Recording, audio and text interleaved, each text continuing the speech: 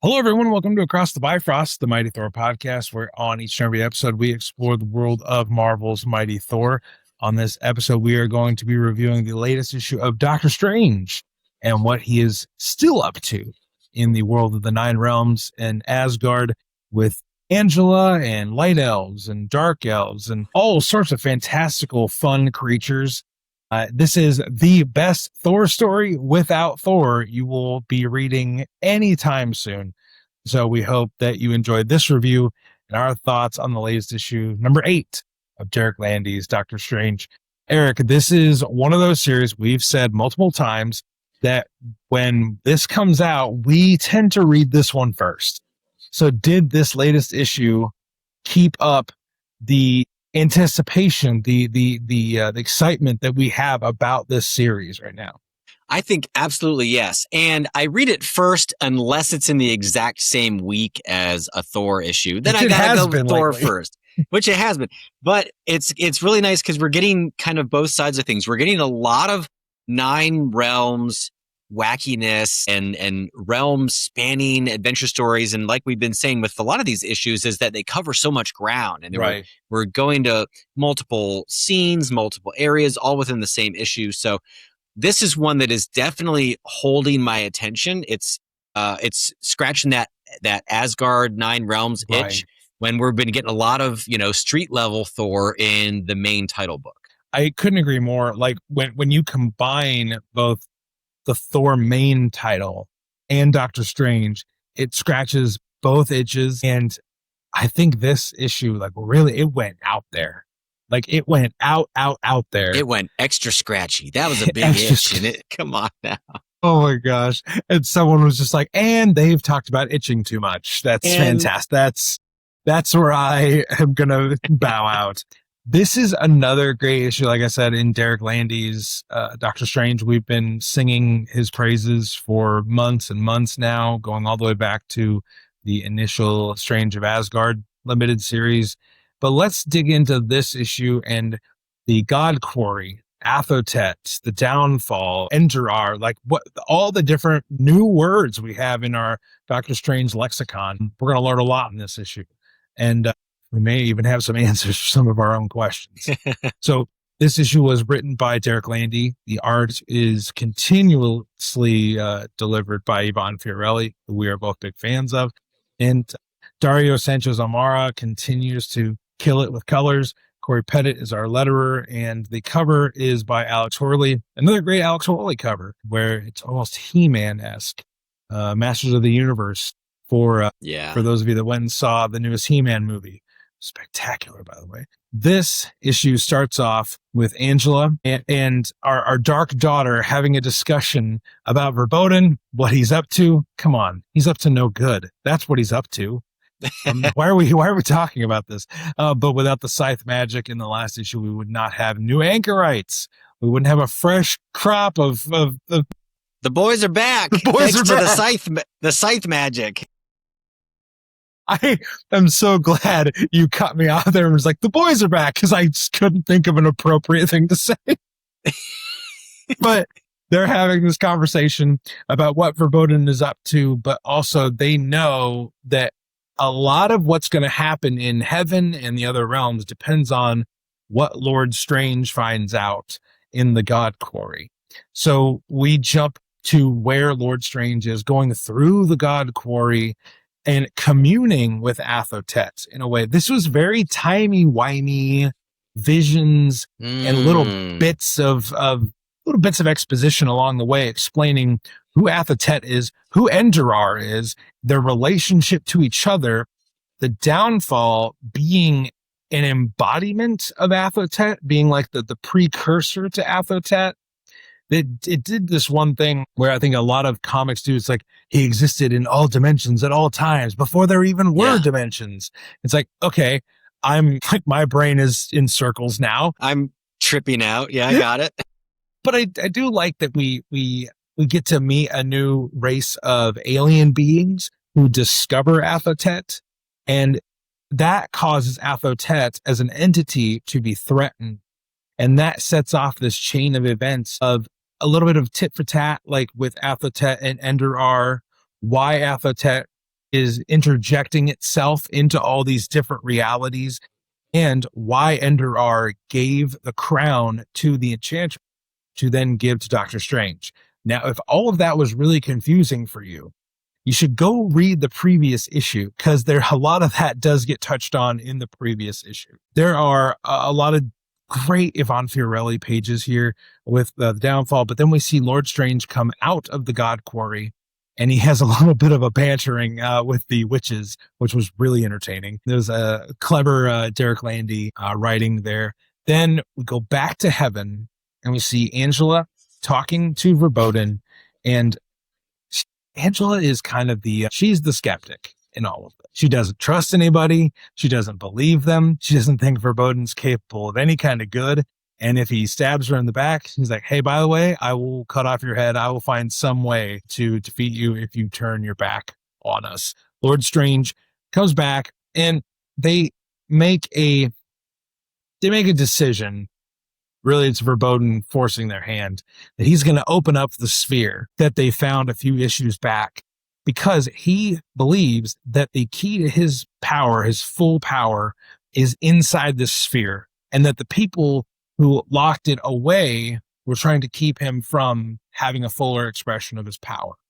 Well, this all goes terribly, because the downfall shows up out of in a surprise attack peekaboo kind of thing, where he jumps out of this rift in the sky, and while Vyrbodin is in mid, I don't know, what would you call that, Eric? He was in mid. It was this power. He's in mid power up. He needs a second. Yeah. As long as nothing happens in the next 5 minutes, we're good. It's like whenever Thor or Odin goes into the Odin sleep. Well, okay, that's when frost giants are attacking. Yeah. Nothing good is going to happen during that time period. So we see Strange and Angela fight the downfall, and the downfall has a lot of really good one-liners here, that the secret role for Angela will be revealed as one who dies. And I'm just like, okay, someone's been taking catchphrase class and been doing their homework. I love that this issue ends with a fantastic cliffhanger of Lord Strange fighting off the downfall, and Vyrbodin, he's trying to talk Vyrbodin out of his trance, and he's like, okay, man, we could really, really use you right now. And then he turns around into the downfall's attack, and Lord Strange's head comes clean off. And then we're just left with to be continued. Yeah. Whoops. It's a fantastic rush to the finish of this issue. But what'd you think of Doctor Strange number 8? We're getting so much. It's packed. We got a Vyrbodin power up. We got to open the orb that we've been teased with, this orb all along of I feel like something important's in there. And Vyrbodin either erased his own memory or had his memory erased. He doesn't remember why it's important, but he gets the feeling something. I think I need to use this orb. Something important's in there. So another fast-paced story. This one for me is things are starting to make more sense. So I want you to help me make sure I'm conceptualizing this correctly, because I jotted down a little something gross when you were talking, but I think in the spirit of this gross episode that we have, it works out. So Atho-Tet is this multi-dimensional time and space spanning entity. Of course. And the downfall is really just the tip of the iceberg. The downfall is coagulated Atho-Tet. Okay. If you think about it, which for the record, I don't want to. If you distill out a little of the chunky bits of the Atho-Tet, there's a little bit of grain in that. Yeah, that's what you get. You get a downfall. So this character, viscera, they're of the same essence, and it's just the physical embodiment of it. Because Atho-Tet actually is just this sort of this essence that was minding its own business. We learned that it was peacefully just sort of spanning all time and space and dimensions, and then it started running out of energy, and it got hungry. And so as soon as it gets hungry, now it's on people's radar, and if it eats, it can die, and so it gets very defensive. And it starts thinking I need to, sort of go on the defensive here. Right. That's where a lot of this comes out of. I'm a little less clear on Enderar. I know I did remember that Enderar stands for all that is.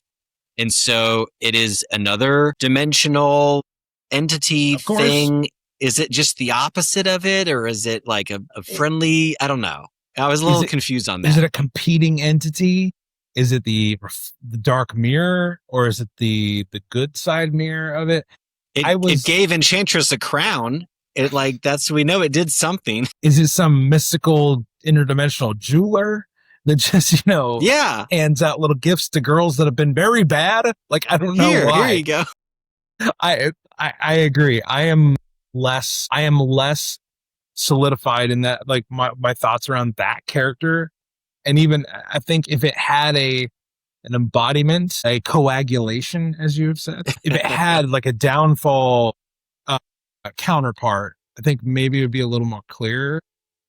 And maybe it will because the downfall really has now become sort of the champion of Atho-Tet. And this has been something that's been really common in Marvel Comics recently, or maybe I'm just more attuned to it. But we've gotten a lot of stories about such and such as champion. I remember in the Miles Morales comic, right, when the Egyptian spider god or whatever it was, they never actually fought someone head to head, but they would have champions fight on their behalf. And so when these giant cosmic entities want to fight, sometimes they'll do that through the embodiment of something a little bit more tangible. And even in Saladin Ahmed and Martin Coccolo's shout out to a fantastic dude in their Wolverine run, the Adamantine. Yeah.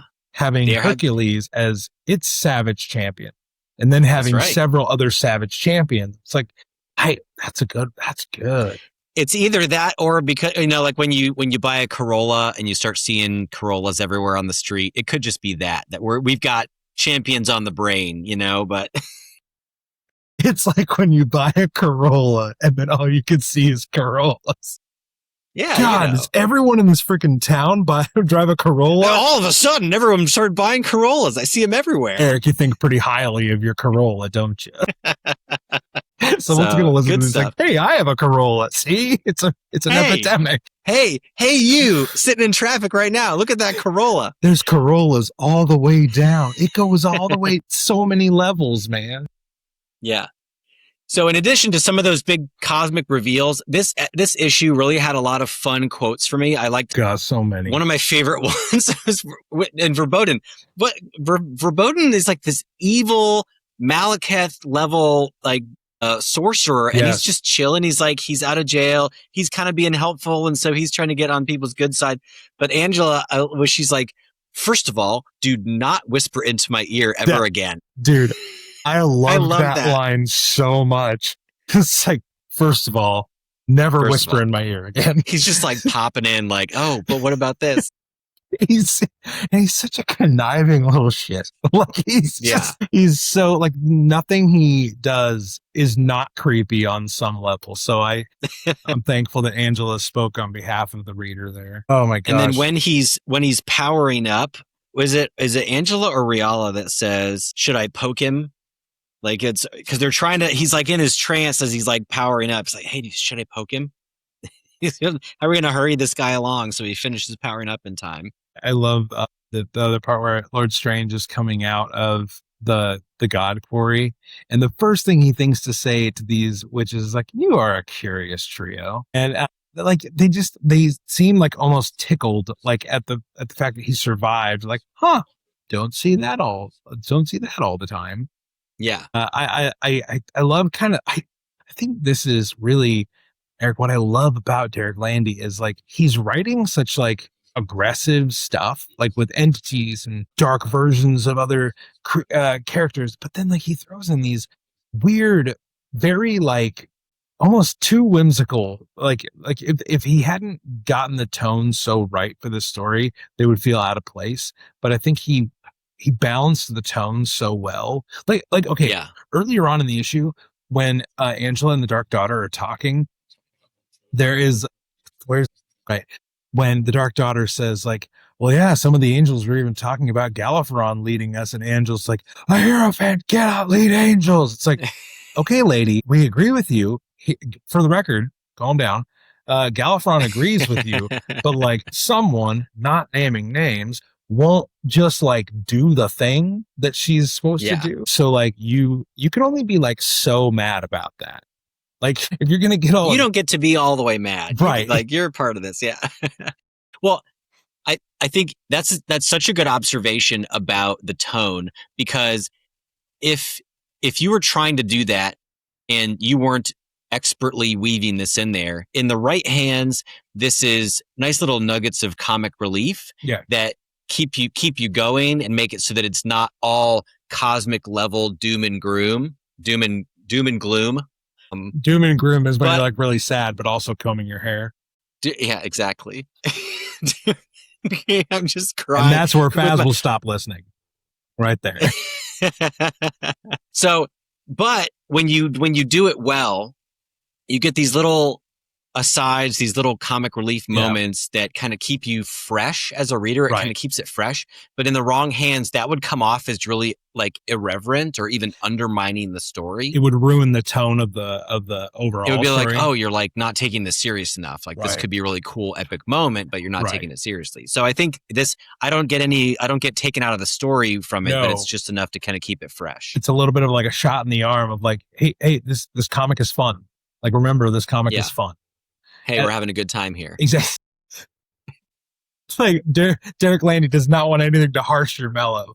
Like he's like, hey, we're having a good time here. Like, let's not put labels on it, man. Let's just go. He turns to the camera and they just go, wink. Hey, this is a comic book that you're reading. Like, I love, and again, not to get like overly like, just pedantic about it, but it's like, I love that Derek Landy is very aware that he's writing a comic book for comic book readers, because sometimes I think sometimes maybe like writers can try to write a story that is actually better suited for a different medium.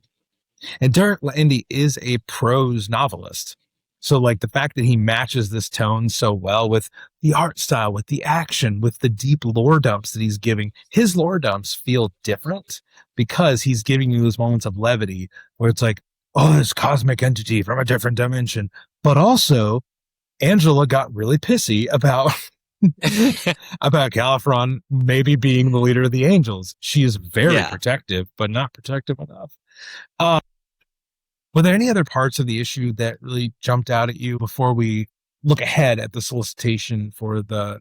Let me just look at my notes here briefly. So I got Downfall is the champion of the Atho-Tet, Enderar, we don't really know yet. I like the line, irony can be pretty ironic sometimes, and I know that that's a quote from something else. Shatner. Right? There's not a William Shatner, right? So, but that was a good example of, again, sprinkling in a little bit of levity. Levity is a good word for it, because it's not necessarily like he's not doing comedy. He's just kind of keeping it fresh. So he's not hitting you with bits, but there are moments to breathe a little bit.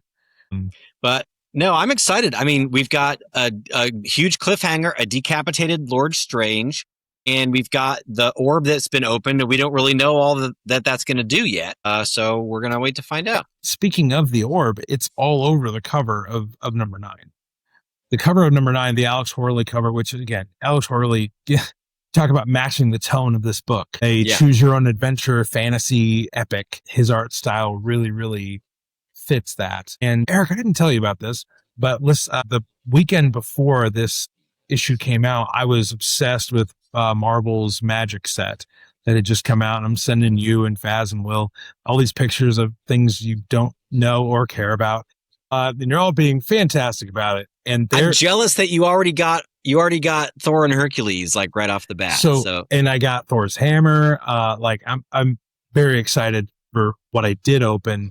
And I opened I'm going to see if I can, I'm not going to try to overpromise this, but I'm going to see if I can try to get this for you. It is a Hercules card, but with Alex Horley artwork. Really? I shit you not. It's a original artwork for the set, but it's Alex Horley doing Hercules. And I was like, that's perfect. That's perfect. And the cover of this one is Alex Horley with the orb in the front, and then we have Vyrbodin, Angela, and Doctor Strange. Not Lord Strange, but Doctor Strange in the trio on the cover.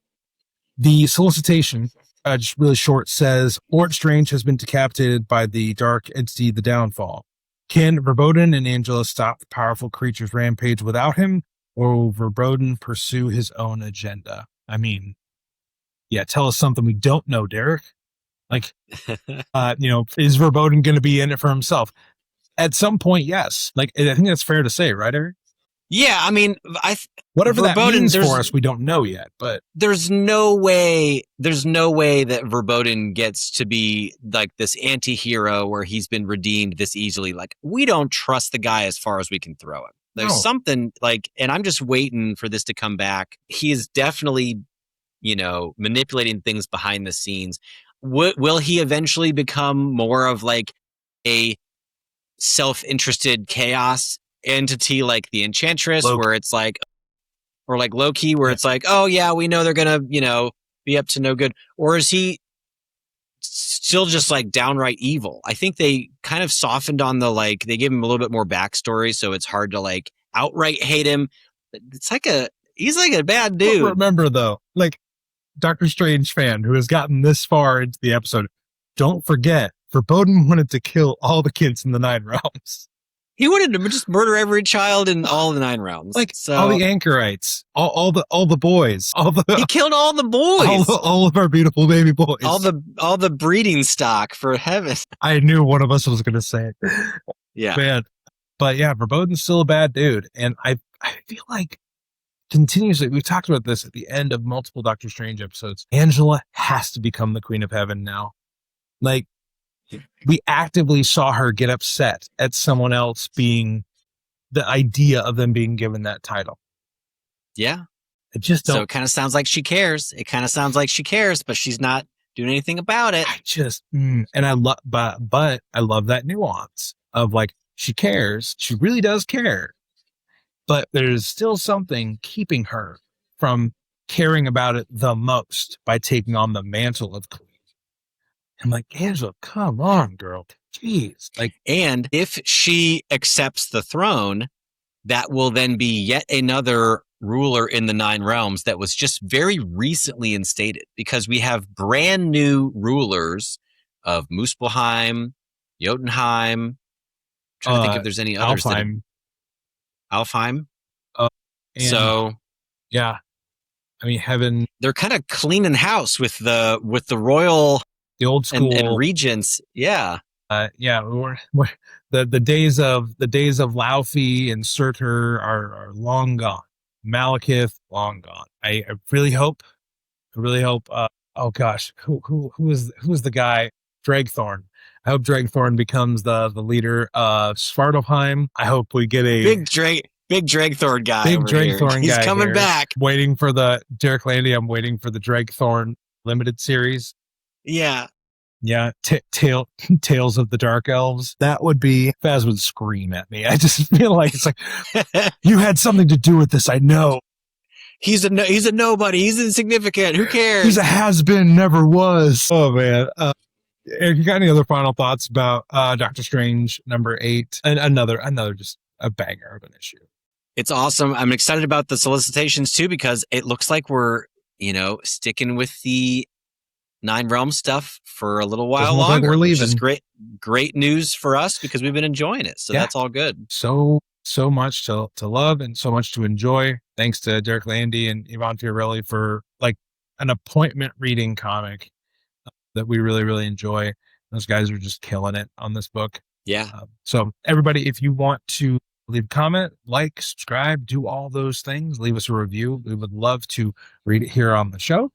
And if you want to connect with us more, we have Instagram, Discord, and if you want to go the extra mile, you want some early episodes, you want some pre-games, you want some bonus stuff, we have a Patreon in the episode description here. You can click that link and support the show that way. Help us pay a few small little bills around here and keep the home fires burning here on ATV. But until we see you next time, we're going to hop over the Rainbow Bridge, and we're going to remind you that no matter if you are, you see this, matter like Angela, if you're trying to make a big decision in your life and you just don't know what you want to do, but you want to do something. And whether you feel like you just can't keep your head on your shoulders, like Lord Strange, no matter what you're doing, no matter where you're at, we just ask that you do one thing, and that is stay worthy.